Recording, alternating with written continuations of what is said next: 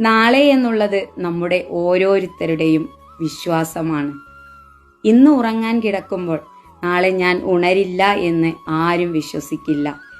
പൂർണ്ണ ആരോഗ്യത്തോടെ ഞാൻ ഉണരും എന്ന് തന്നെയാണ് നമ്മൾ ഓരോരുത്തരും വിശ്വസിച്ച് കിടന്നുറങ്ങുന്നത്.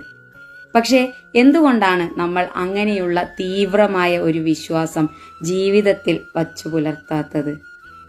എന്തെങ്കിലും ഒരു പ്രതിസന്ധി വരുമ്പോൾ അത് തരണം ചെയ്ത് മുന്നോട്ടു പോകുമെന്നുള്ള ആ ഒരു പൂർണ്ണ വിശ്വാസത്തോടുകൂടി എന്തുകൊണ്ടാണ് മുന്നോട്ട് യാത്ര ചെയ്യാത്തത്? എവിടെയാണ് ആ വിശ്വാസം നിങ്ങളിൽ നിന്ന് ചോർന്നു പോകുന്നത്?